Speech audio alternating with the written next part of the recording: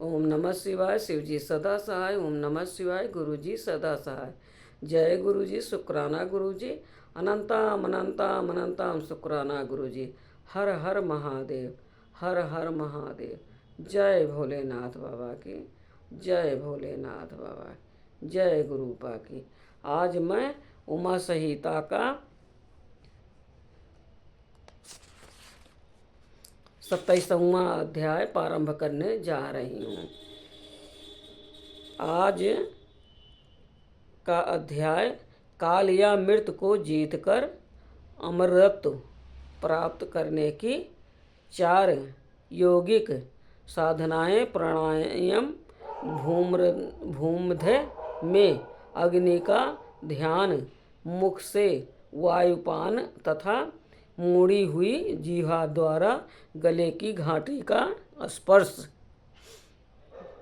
जय भोलेनाथ। पार्वती बोली, प्रभु यदि आप प्रसन्न हैं तो योगाकाश जनित वायुपद को जिस प्रकार प्राप्त होता है वो सब मुझे बताइए। भगवान शिव ने कहा, सुंदरी, पहले मैंने योगियों के हित की कामना से सब कुछ बताया है, जिसके अनुसार योगियों ने काल का विजय प्राप्त की है थी। योगी जिस प्रकार वायु का स्वरूप धारण करता है उसके विषय में भी कहा गया है। इसलिए योग शक्ति के द्वारा मृत्यु दिवस को जानकर प्राणायाम में तत्पर हो जाएं। ऐसा करने पर आधे मास में ही वो आए हुए काल को जीत लेता है। हृदय में स्थित हुई प्राण वायु सदा अग्नि का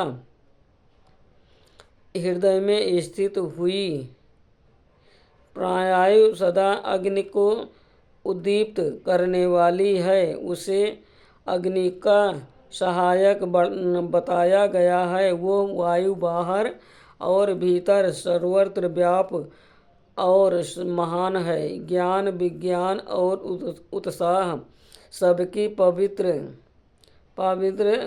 वायु से ही होती है। जिसने यहाँ वायु को जीत लिया है उसने इस संपूर्ण जगत का विजयी पा ली।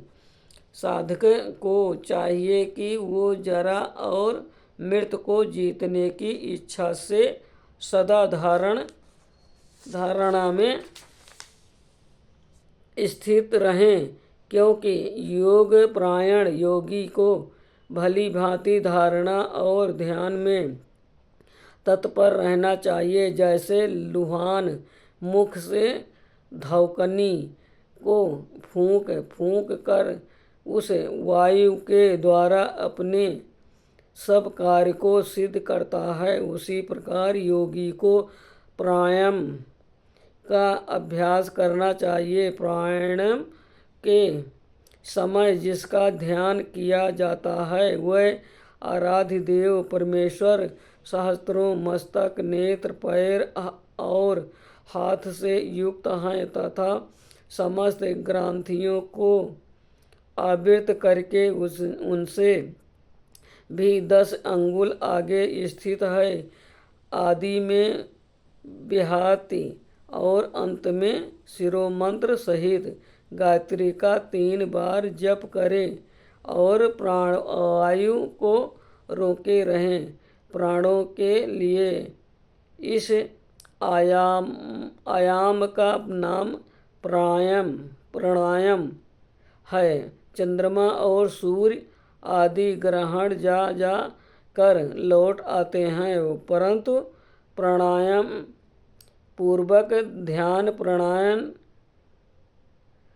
योगी जानने पर आज तक नहीं लौटे, अर्थात मुक्त हो गए हैं। देवी जो दिव्य 100 वर्षों तक तपस्या करके कुसुम के भाग से एक बूंद जल पीता है, वो जिस फल को पाता है वही ब्राह्मणों को एकमात्र धारणा अथवा प्राणायाम के द्वारा मिल जाता है। जो द्विज सवेरे उठकर एक प्राणायाम करता है वो अपने संपूर्ण पाप को शीघ्र ही नष्ट कर देता है और ब्रह्मलोक को जाता है।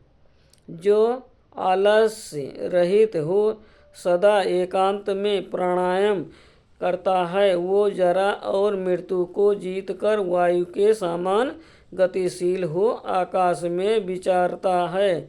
वो सिद्धिकों के स्वरूप कांति, मेधा, पराक्रम और शौर्य को प्राप्त कर लेता है। उसकी गति वायु के समान हो जाती है तथा उसे अस्पृहणीय सौख्य एवं परम सुख की प्राप्ति होती है। देवस्वरी योगी जिस प्रकार वायु से सिद्धि प्राप्त करता है वह सब विधान मैंने बता दिया। अब तेज से जिस तरह वो सिद्धि लाभ करता है उसे भी बता रहा हूँ। जहाँ दूसरे लोगों की बातचीत का कोलाहल न पहुँचता हो वैसे शांत एकांत स्थान में अपने सुखद आसन पर बैठकर चंद्रमा और सूर्य वाम और दक्षिण नेत्र की कांति से प्रकाशित मध्यवर्ती देश भूमध्य भाग में जो अग्नि का तेज अभेद्यक्त रूप से प्रकाशित होता है उसे आलस्य रहित योगी दीपक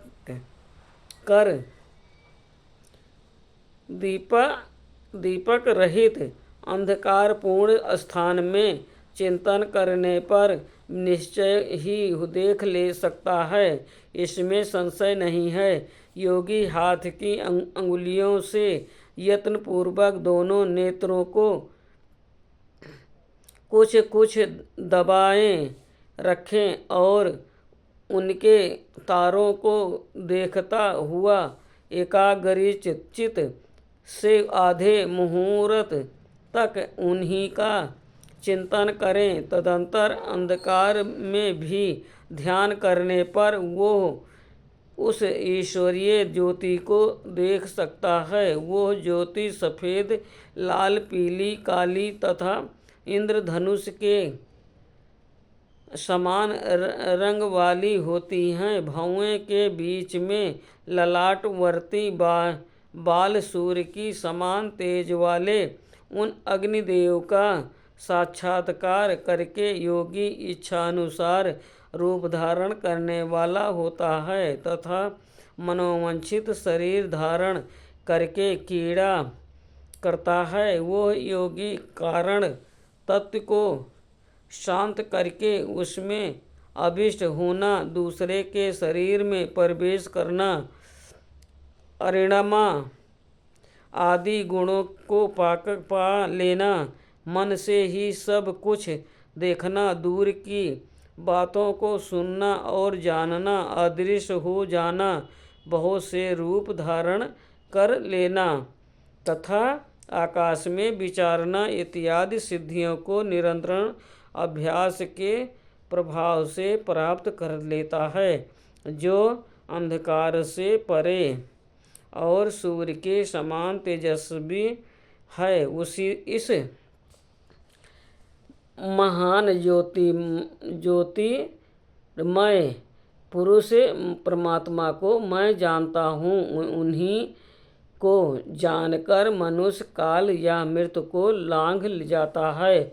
मोक्ष के लिए इसे सेवा दूसरा कोई मार्ग नहीं है। देवी, इस प्रकार मैंने तुमसे तेजस्तव के चिंतन की उत्तम विधि का वर्णन किया है, जिससे योगी काल पर विजय पाकर अमृत को पाकर प्राप्त कर लेता है। देवी, अब पुनः दूसरा श्रेष्ठ उपाय बताता हूँ, जिससे मनुष्य की मृत्यु नहीं होती। देवी ध्यान करने वाले योगियों की चौथी गति साधना बताई जाती है। योगी अपने चित्त को वश में करके यथा योग स्थान में सुखद आसन पर बैठे। वो शरीर को ऊंचा करके अंजलि बांधकर चोंच की सी आकृति वाले मुख के द्वारा धीरे धीरे वायु का पान करें। ऐसा करने से क्षण भर में तालु के भीतर स्थित जीवनदायी जल की बूंदें टपकने लगती हैं। उन बूंदों को वायु के द्वारा लेकर सूंघें। वो शीतल जल अमृत स्वरूप है। जो योगी उसे प्रतिदिन पीता है, वो कभी मृत्यु के अधीन नहीं होता। उसे भूख प्यास नहीं लगती। उसका शरीर दिव्य और तेज महान हो जाता है। वो बल में हाथी और वेग में घोड़े की समानता करता है। उसकी दृष्टि गरुड़ के समान तेज हो जाती है और उसे दूर की भी बातें तेज सुनाई देने लगती है। उसके केस काले काले और घुंघराले हो जाते हैं तथा अंग कांति गंधर्व एवं विद्याधरों की समानता करती है। वो मनुष्य देवताओं के वर्ष से 100 वर्षों तक जीवित रहता है तथा अपनी उत्तम बुद्धि के द्वारा बृहस्पति के तुल्य हो जाता है। उसमें इच्छानुसार विचारने की शक्ति आ जाती है और वो सदा ही सुखी रहकर आकाश में विचरण की शक्ति प्राप्त कर लेता है।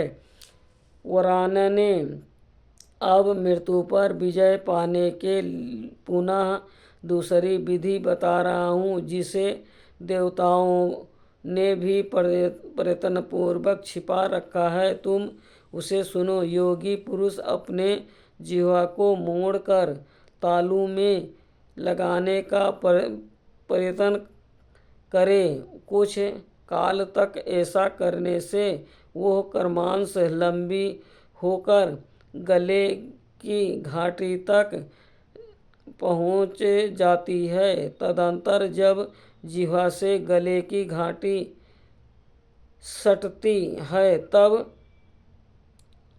शीतल सुधा का स्रोत करती है। उस सुधा को जो योगी सदा पीता है, वो अमरत्व को प्राप्त होता है। आज का उमर संहिता का 27वां अध्याय संपूर्ण हुआ। ओम नमः शिवाय। शिव जी सदा सहाय। ओम नमः शिवाय। गुरु जी सदा सहाय। जय गुरु जी। शुक्राना गुरु जी। अनंतम अनंतम अनंतम शुक्राना गुरु जी। हर हर महादेव। हर हर महादेव।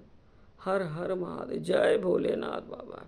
जय भोलेनाथ। जय गुरु पाके। शिव पुराण पढ़ने में भूल चूक हुई हो, भोलेनाथ माफ़ करना प्रभु, माफ़ करना। असंगत